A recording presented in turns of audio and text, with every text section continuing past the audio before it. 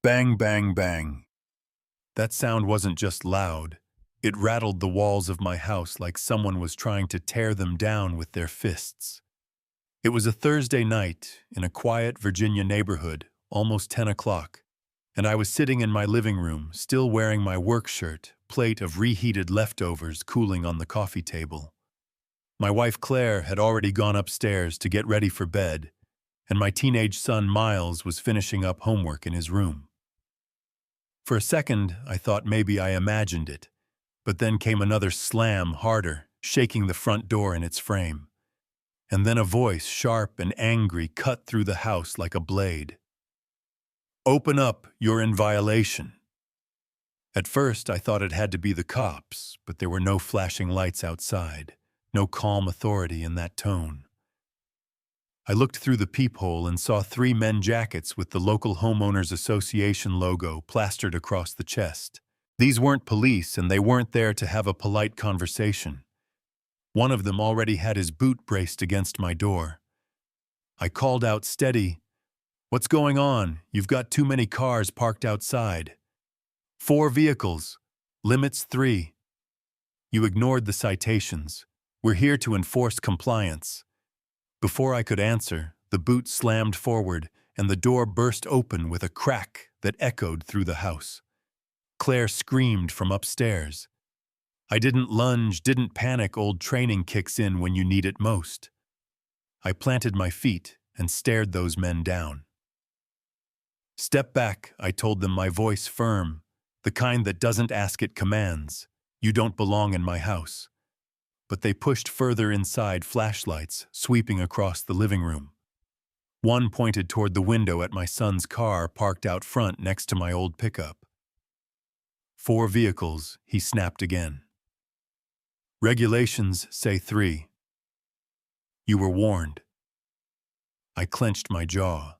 I'd gotten plenty of letters over the years, grass too high, trash bins not pulled in quick enough, but never had they broken into my home. Claire's voice carried from the kitchen, high and terrified, telling the 911 dispatcher what was happening. "Men in HOA jackets just smashed our door. They're inside. My son's upstairs." The three of them froze for a moment, not used to someone calling their bluff. Usually neighbors just caved, paid the fine, trimmed the bushes. But I wasn't blinking, and I wasn't moving. Finally, one of them muttered to the others, tugging at the leader's sleeve. They backed up toward the door, spitting one last threat. "This isn't over. You'll regret this." Then they slammed the door on their way out, leaving it cracked and splintered. I exhaled, and in that moment I knew this wasn't about cars in the driveway. This was about power, about people who thought they could abuse it because no one would push back. Minutes later, red and blue lights painted the broken frame. 2 Chesapeake officers walked in, one older, one younger. "We got a call about a disturbance," the older one said, his tone like he'd rehearsed it. I pointed at the busted door. "The disturbance is right there." 3 men from the HOA broke into my house. My wife and son saw it all. The younger cop glanced at the damage, then at me, then back at his partner. They said they were from the HOA. They weren't pretending. I shot back.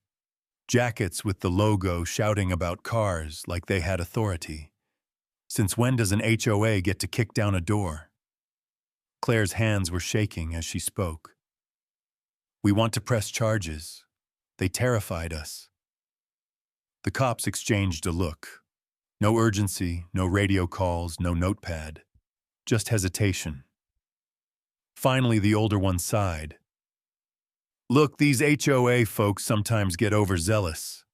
This might be more of a civil matter than criminal." I laughed bitterly, but it wasn't humor. Civil. "My door is broken. They forced their way in. That's trespassing. That's breaking and entering. If I did that to their house, I'd be in handcuffs already." My son whispered from the staircase. "They don't care, Dad."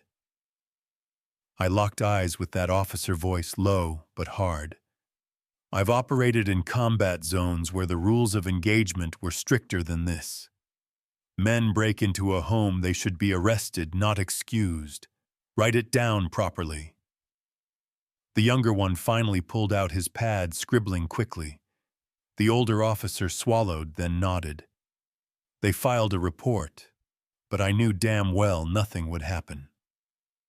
When they left, I sat heavily in my chair, staring at the busted frame. My son came closer, voice quiet. Are they just gonna get away with it? Not for long, I told him. And I picked up my phone, scrolled to a name I hadn't called in months, Ryan Porter. Ryan picked up on the second ring. It's been a while, Mason. What's going on, 3 men? HOA jackets broke into my house tonight. Police brushed it off like it was nothing. There was silence on the line, then the rustle of movement. You serious, Dead? Serious. His voice hardened. You're not alone. I'll pull a few guys together. We'll meet tomorrow. I hung up and told Claire. She looked at me with worry in her eyes. Are you sure they brought force into our home? I said. Now they'll see what discipline looks like. The next morning, I walked into a small diner on Portsmouth Boulevard, the kind of place where coffee never runs out. Ryan was there, broad-shouldered gray, creeping into his hair. With him came Luis Mendoza, sharp-eyed and wiry, and Sam Hollis, tall and quiet, a scar cutting down his jaw. They spotted me, clapped me on the shoulder. All right, Mason, Ryan said. What's the enemy this time? I let out a humorless chuckle. Not Taliban, not insurgents, just my HOA. They leaned in as I told them everything. By the end, Luis let out a low whistle. That's some next-level intimidation. Sam shook his head. Middle of the night, loud scare the family. That's a tactic. Ryan leaned forward. So what's the plan? You didn't call us here to vent. No, I said this isn't just about me. Neighbors have whispered about harassment for years, but nobody pushes back. I want to confront the board directly. Not fists, not threats. Presence. Cameras rolling. Discipline. They nodded. That evening in an old warehouse we used to train in, the rest of the team joined Elliot Tran, a cyber specialist, and Marcus Griffin, built like a wall. We sat around a folding table and it felt like a mission briefing again. Ryan said it best, we're not here to start a war. We're here to expose them. Calm, professional, measured, that'll break them faster than yelling ever could. The next day, Saturday morning, the 6 of us walked into the HOA headquarters, cameras live streaming. People in the lobby froze as we came in. Donald Reeves, the smug chairman, stepped out of the boardroom. Miriam Clark on his left, Greg Hanlon on his right. Reeves sneered. Well, Mr. Mason, barging into our board meeting with your little gang, I stood tall. 3 men wearing your logo broke into my home Thursday night. They terrified my family and smashed my door. I want answers now. Hanlon scoffed. That's a wild accusation. We don't condone trespassing. They wore your jackets, shouted your words. I fired back. They said, you're in violation right in my living room. Miriam folded her arms. Perhaps if you had complied with regulations months ago, this wouldn't have escalated. My jaw tightened. Regulations don't give you the right to break into a man's home. Not in this country. Ryan stepped forward slightly, calm but firm. We're not here to argue lawn care or parking spaces. We're here because a family was violated. If you condone this, say it on record. If you don't, name who gave the order. Reeves tugged at his collar, sweat on his brow. Enough. You think marching in with ex-soldiers makes you strong. You look desperate. Luis leaned on the counter, eyes locked on him.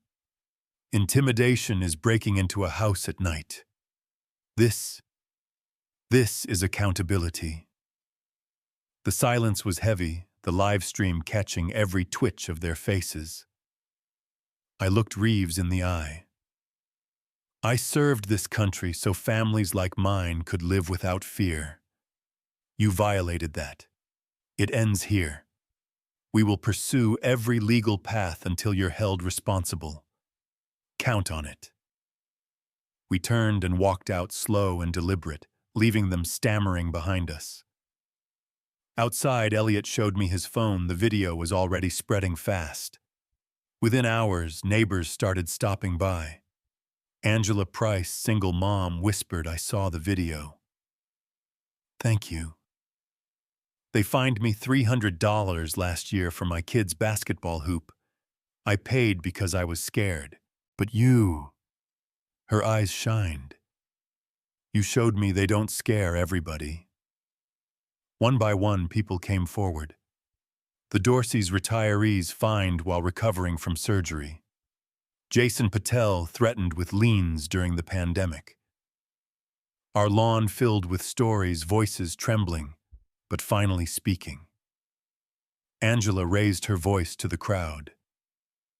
If we stand together, they can't single us out. And that was the moment I knew this wasn't just my fight anymore. But the board wasn't backing down. They blasted an email calling me a liar, accused me of spreading misinformation, and threatened defamation suits. Days later, a certified letter arrived demanding I take down the video or face $500,000 in damages. I laughed, tore it in half. They were panicking.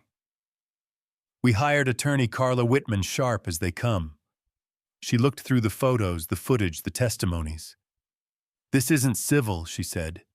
"This is criminal trespass and property damage. And that email, it makes them look worse. I'll take the case." Word spread. Local news picked it up. By the time we went to court, neighbors packed the gallery. Carla laid it out clear. This isn't about grass height or parking spaces. This is about abuse of authority and intimidation. Angela's testimony broke hearts. They told me I'd lose my home if I didn't pay. But when I saw Mason stand up, I realized we weren't alone. The board squirmed, denied, tried to spin, but the judge wasn't buying it. His words hit like a hammer. This court will not tolerate abuse of authority under the guise of community management. When we stepped out, reporters swarmed.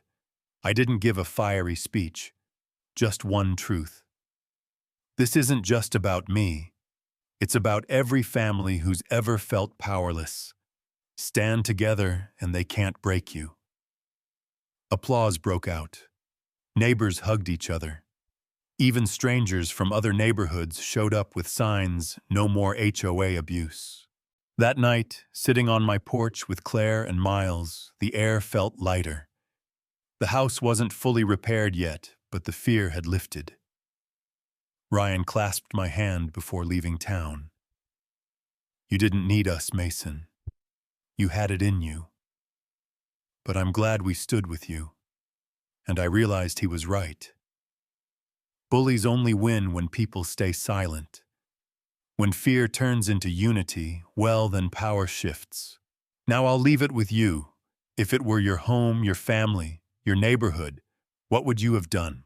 Was I right to push back the way I did, or should I have handled it differently? Drop your thoughts in the comments, share your own HOA nightmares, and let's talk about what real justice looks like.